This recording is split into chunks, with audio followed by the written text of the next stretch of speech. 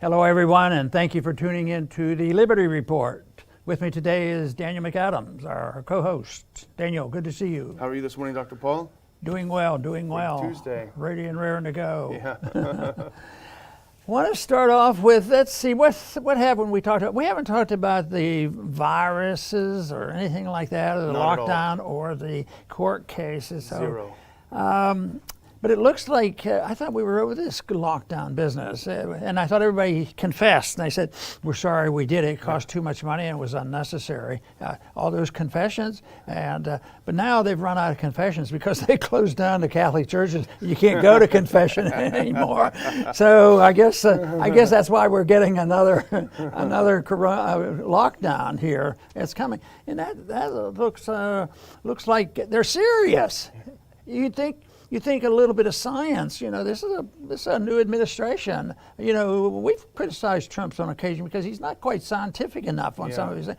But this is a new administration. They're scientific, so you would think that we were going to get results. But I don't think so. We mentioned that his lack of scientific activity got a lot of attention from our comments yesterday or on the weekend report.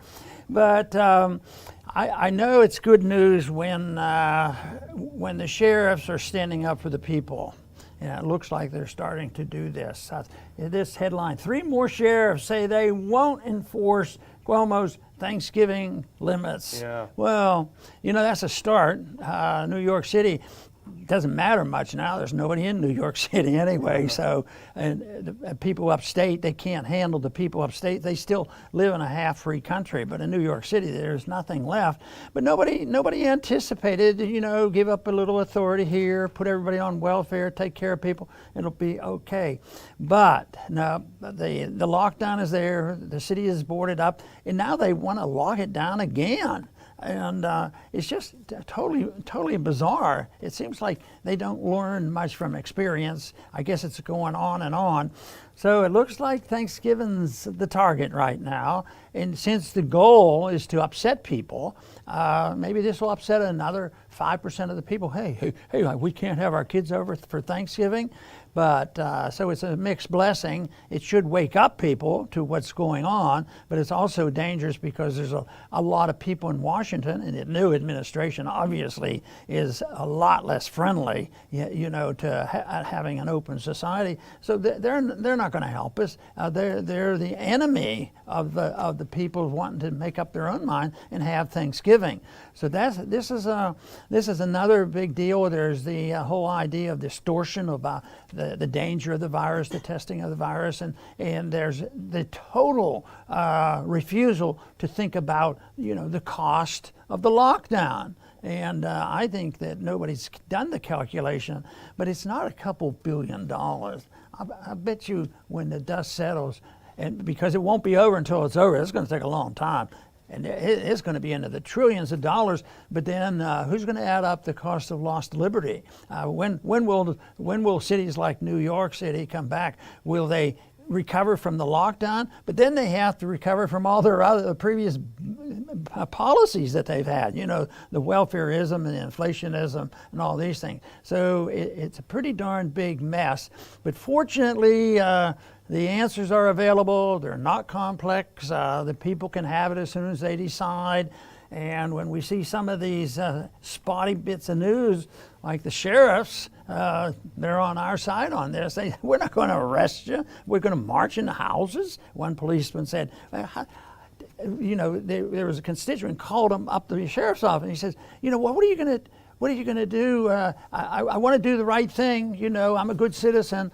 So you tell me how to handle this because I want my grandkids to come over. Can you imagine begging for information from the sheriff's office? And the sheriff gave him the very good idea. He says, even if we wanted to, we can't do it. How can we go to every house and knock on the door or break in and find out how many people do you have with your Thanksgiving dinner? It's totally absurd. But then there are the people who get the mixed signals. Well, I have to obey the officials. I have to, you know, Biden said he'd be scientific. Maybe it'll get better because we've had some complaints about the current administration.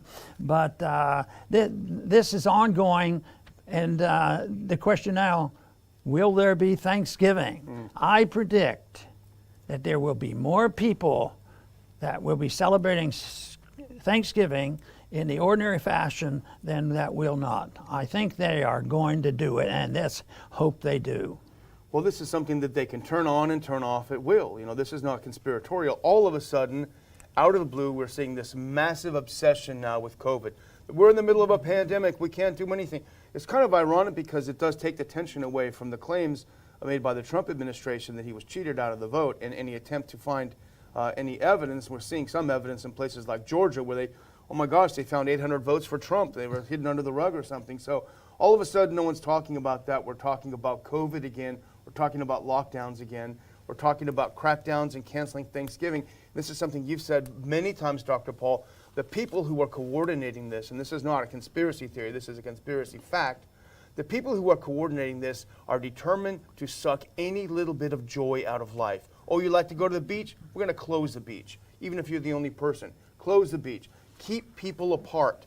That's why they want to cancel Thanksgiving. Keep people apart, because as we learned from our Mises conference a little over a week ago, when people get together, they start comparing notes. They start talking about the masks. They start talking about ways to get around using these stupid masks. They start talking about ways of resisting the lockdown. That's what they don't want. But the governors are trying to head this off. And let's go a little slideshow here. Here's a Hall of Shame slideshow. First of all, Governor Whitmer, cancel Thanksgiving plans. This is psychotic. Next one. This is just an example. Washington governor bans Thanksgiving gatherings, announces new COVID restrictions. Next one. And this is an article about how governors ratchet up restrictions ahead of Thanksgiving.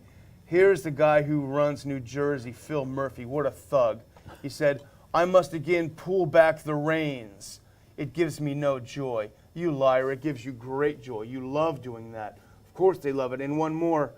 Here in Chicago, we've talked about Lightfoot, who loves to go out and celebrate Biden's apparent victory, but she hates you to get together with your family. Chicago issues stay-at-home advisory and tells residents to cancel traditional Thanksgiving celebrations. It's almost like they got the same memo. And in fact, Dr. Paul, guess who's behind them? I know this is going to shock you. The entirety of the mainstream media. Let's run through a quick slideshow here. The Atlantic, cancel Thanksgiving. Next one, here's Yahoo Finance.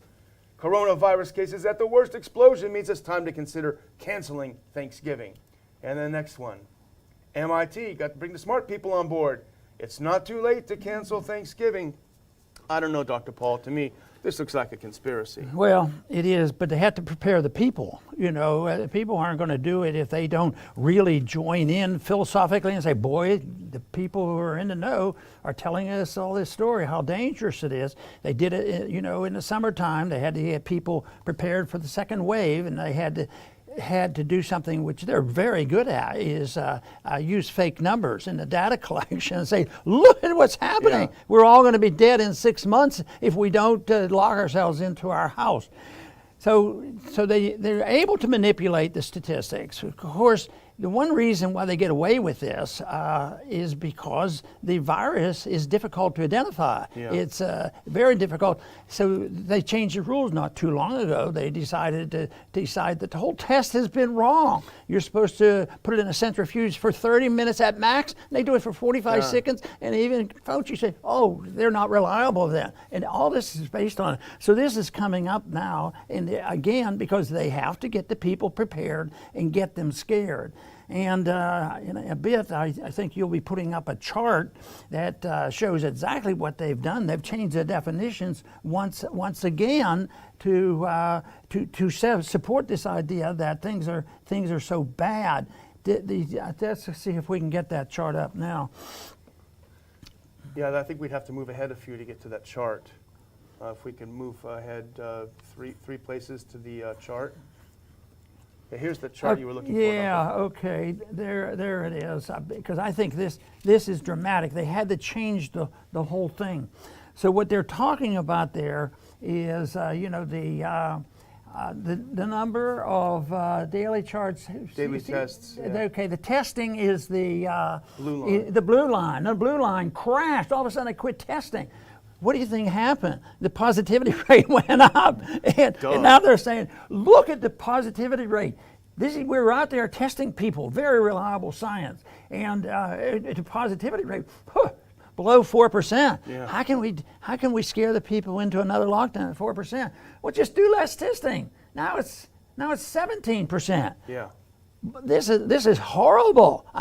The virus is totally out of control, just by fudging these figures, and the people look at that. That's what they'll see, and people will get panicked. The big question is, just a minute ago, we were talking about the people resisting. It's a contest going on. Whom are they going to believe? Are they going to believe the people who tell them the lies about the coronavirus, or will it be the people who try to sort it out? And there are more and more trying to do that and helping us in this effort. And that's exactly what they did earlier in the summer, especially around Texas. Is when the testing went down and the cases went down, they said, "Oh, but the positivity ratio is so high, we have to close down even more." So this is a game they can continue to play.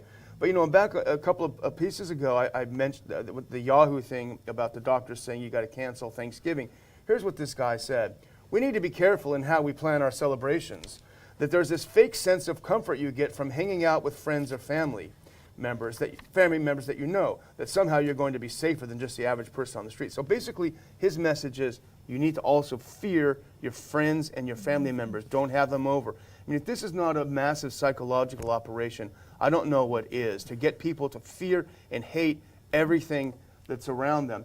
Cheryl Chumley, I think, is very, very good. She's the editorial page editor at the Washington Times.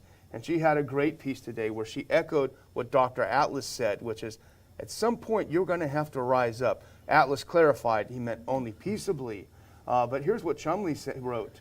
He said, "Here's one thing, America. At what point do coronavirus crackdowns on our freedoms become unacceptable?" And she concludes with this: "Civil disobedience is the only way to reel in this madness. Americans must beat back the health bureaucrats and political opportunists now, or forever wear the face mask, forever cede freedoms, forever give governments the right to rule, not serve." And that's a powerful ending, which brings us to the sheriffs, actually, because we have a little bit of a bright point. And if we can go dial back a couple to that sheriff letter.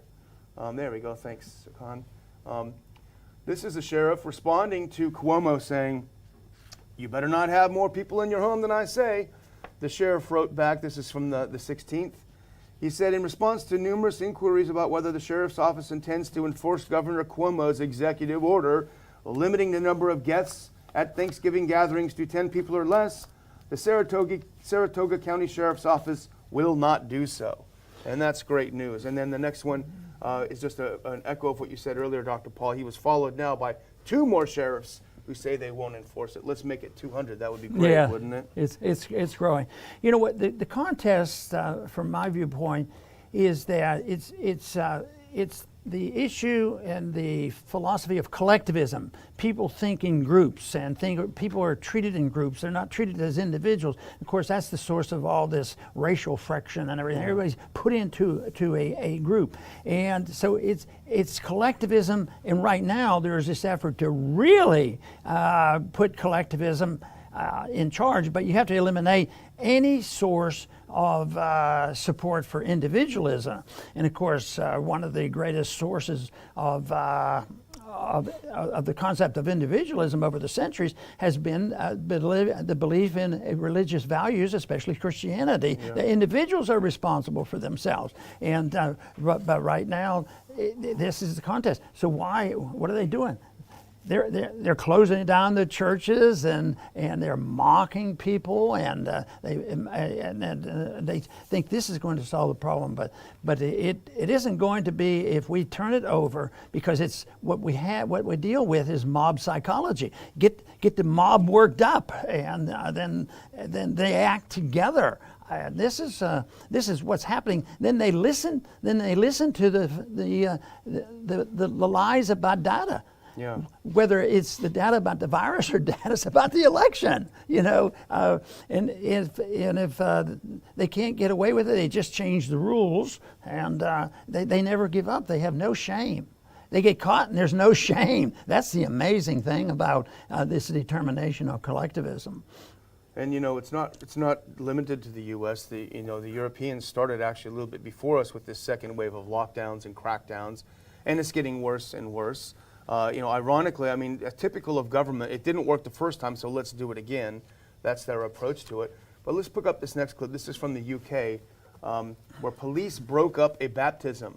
They broke up a baptism service because there were about 30, these are Baptists that were having a baptism. About 30 worshipers gathered in breach of national lockdown restrictions. Regan King is the lead pastor at the church, and he said, we had to hold the service because it's for the greater good. Police said, no way, that's not going to be it. Under current restrictions, weddings and baptisms are not allowed in England. I mean, this is Oliver Cromwell on steroids. He would have loved this sort of thing. But what happened in the end, we were told we could not have a baptism, and police began to block people from entering the church. This is unbelievable. But there is some resistance building in Europe, and thankfully there's some in France. The French are waking up. Let's look at this next clip.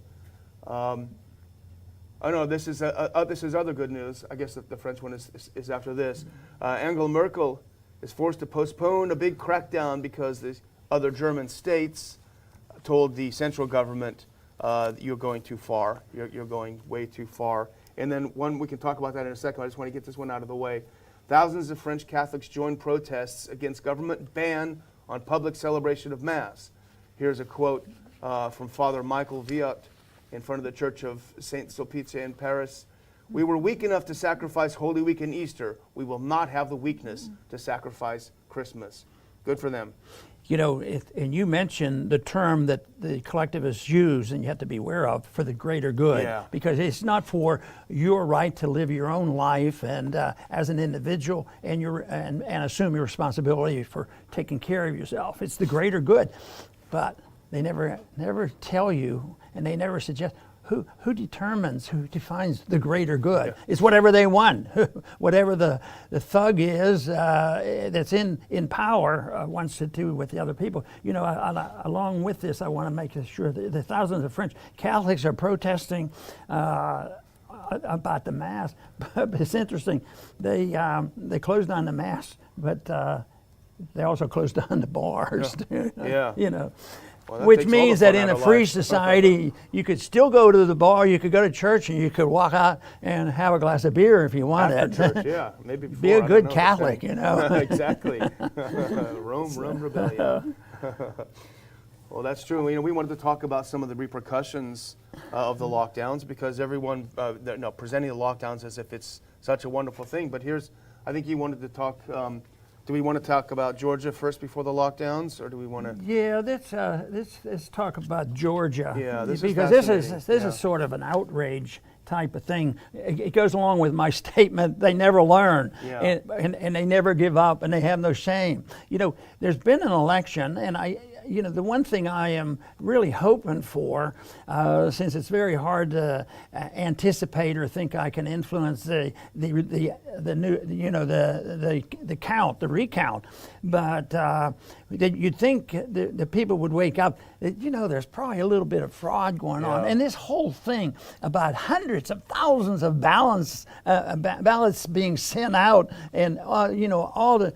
What is true or not, we don't know for sure, but the rumors are pretty strong. There was a lot of fraud going on. So now probably the election, I guess it's about the 5th of January going on in Georgia. This is a big deal. 2 senators, which is very, very interesting because that must not happen very often. 2 senators at one time, because one's fulfilling an unfilled term and the other's, the regular session. So there's 2 individuals and 2 incumbent Republicans that are going to probably have a tough race. And so what do you think this headline says, how things are going?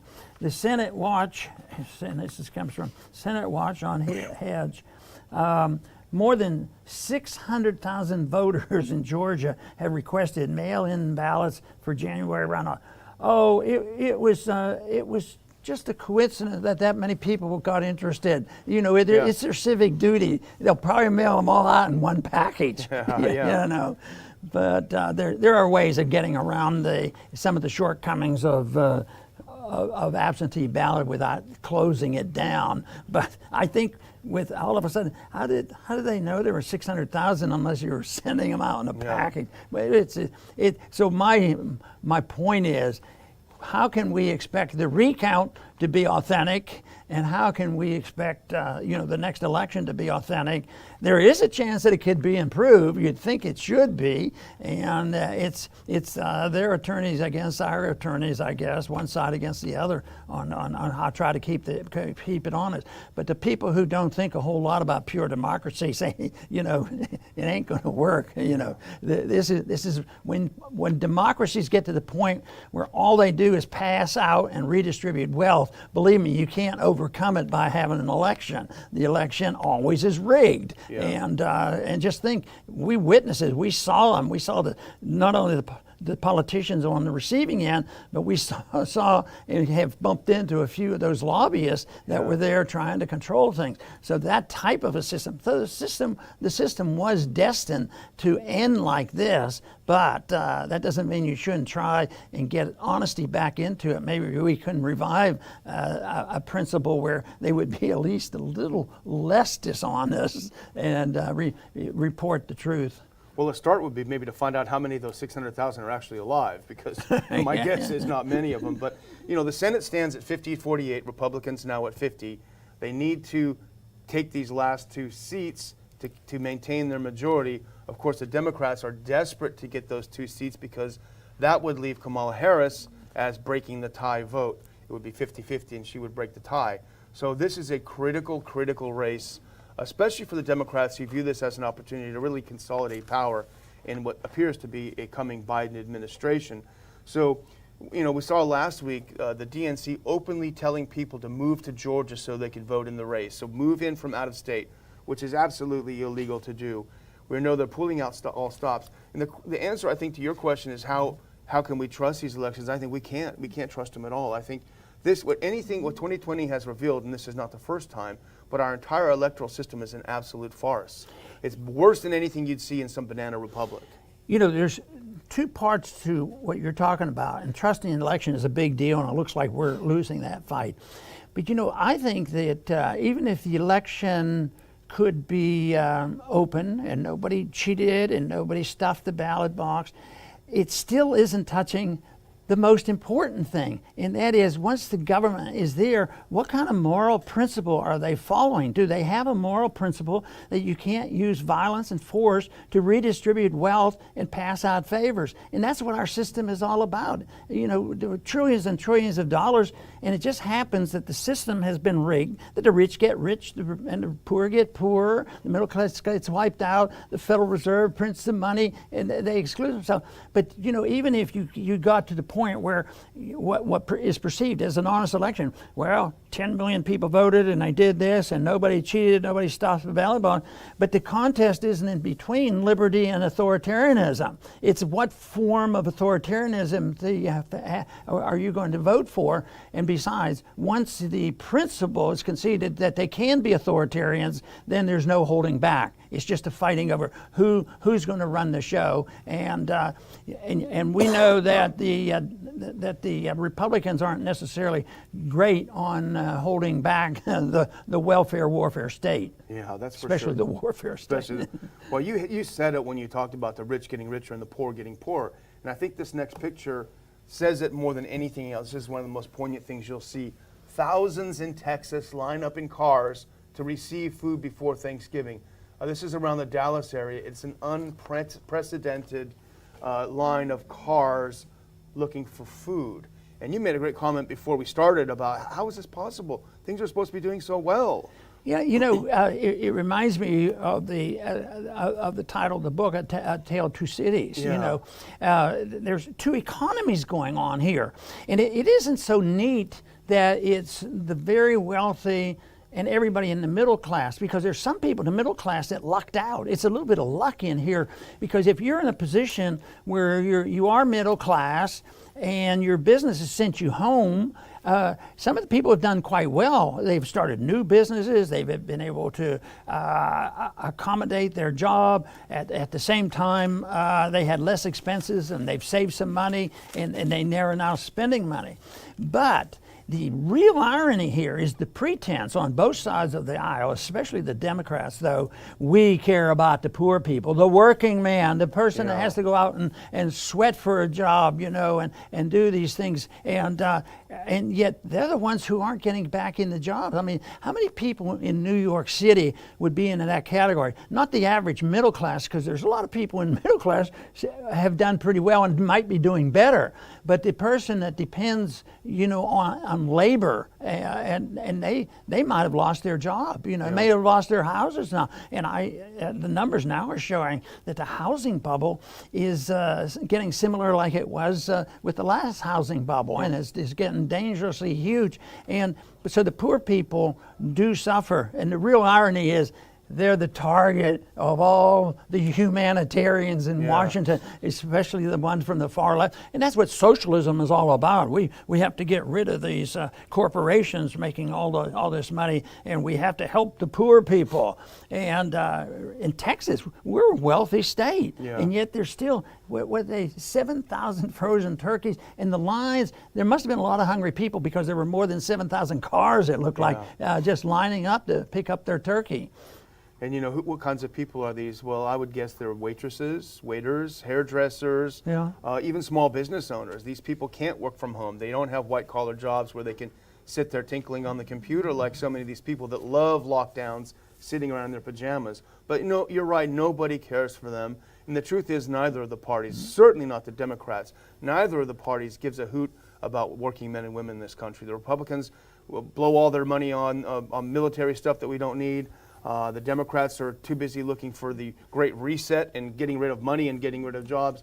Nobody cares about the working man in this country. One place, unless we can get their name and get them to vote, whether Alive they actually go or what. But no, the vote is important. But I think that issue might be coming to the fore, because there are some people in the minority classes that are saying, they've used this for a long time and we're sick and tired of it. And the people who manage things, they get our vote, but they don't get the handouts. Well, libertarians don't have to worry about that if we had a libertarian society, because you get rewarded for being your own boss and earning it and getting to keep what you earn. I mean, now that would be a historic first, probably. Well, I'm going to do a quick closing, because I just want to remind people this is the latest info out of Florida. Let's take a look at this next chart. Here's Florida. That's completely wide open. No mask mandate. No businesses shut down. Bars, restaurants open. Concert venues, sporting events are open. This is what they don't want you to see, because people are not dropping like flies in Florida like they were hoping. Now, this is not necessarily... See, the problem is, Dr. Paul, when they first talked about the virus, they claimed that it's the same everywhere. But that's not how the virus behaves. And Ivor Cummins, who does a lot of tweeting, he's a statistician, he pointed this out, that it started in the Northeast, and there was a breakout there. Then we had the Sun Belt breakout, and that was what we were affected by here in Texas in the summer. And now we're seeing sort of a northern Midwest outbreak of the virus. The virus migrates to different parts of the country. That's how it's behaving. But look at Florida now. So this is the exhibit A for not having a one-size-fits-all kind of policy, because it's not the same everywhere. Thankfully, DeSantis in Florida gets it and understands it. He's talked to Atlas. He's talked to the people doing the Barrington Declaration, and they understand that it's not one-size-fits-all. Unfortunately, there are a lot of other governors, especially some closer to us, who just don't get it. Very good. Now, I'm going to close with just reiterating much of what we've already said. And the problem of getting the right information, getting the right data, who's lying, who's the biggest liar, and how they manipulate the large number of people. And of course, today we talked about how they changed the rules once again on how they talk about people. So they do less tests, and all of a sudden they have less diseases with less tests. Before, we were arguing the case, the more tests you do, it makes it look worse. worse. So they manipulate the whole scenario and get the people, riled up to be able to support whatever they want to do. But there was a little bit of mention today about even postponing or eliminating Christmas, but I think it's locked in place that they're at least going to have this rule about Thanksgiving. But fortunately, I think hopefully also that more people will say, and why should we insult the pilgrims? Why can't we have a good Thanksgiving? And of course the classical pictures of the pilgrims having their turkey on sitting outdoors. But I tell you what, I think that the people may just go indoors, and their relatives may come, and they've bitten off too much. They can't do this. But the one thing they don't need is capitulation and saying, okay, come on in, I want to make sure I don't have too many. Oh, okay, 2 people have to leave. We have too many people in this house. That's craziness. And yet there is some people who do it out of the goodness of their heart, and they want to not cause trouble. And I even understand that, because I don't like to fight with them either. But I tell you what, I like to stand up for what I believe in, and the people should. And one thing we should believe in is that we as individuals should be responsible for our lives and our medical care and our families, and not be a collectivist who's going to depend on some authoritarian who loves to exert their authoritarianism over the people. And that is where we have drifted to. I have argued for decades now that if you acknowledge and concede a small amount of a principle, if you concede the principle of redistribution of wealth only for the dire needs of the people, only 1 or 2%, that's all we'll do. But that's 100% of the principle. And guess what? It's sort of like the argument back with Social Security. We'll just do it for the people who need it. We'll just give the medical care to the people who need us. And what's the argument over right now is Obamacare. How are we going to have a one-payer system? It grows and grows. So that's why I think the principle is so important, even though it seems minor. But the principle has to start off with the benefits and the understanding of what individual liberty is, and also understand where does that come from. It has been strong in this country because there has been strong religious Christian beliefs that emphasize responsibility of the people. But now the systematic attack, the greatest attack right now is, and achievements really, is locking down the churches. The churches, I bet if you add up all those gigantic churches and all, the number of people who do not go to church now is probably very, very large. But that's not an accident. That's not a coincidence. That is not because they want people not to get sick. Matter of fact, some of them might want to do exactly the opposite. So I think the truth is what is necessary. We're going to continue to do our very best to assess what's going on and see what is really as close to truth as we can possibly get it. But one thing for sure that I believe in and I'm convinced of is that personal liberty is far superior to any form of collectivism. And that is what will make a difference if you're looking for peace and prosperity in the world. I want to thank everybody for tuning in today to the Liberty Report. Please come back soon.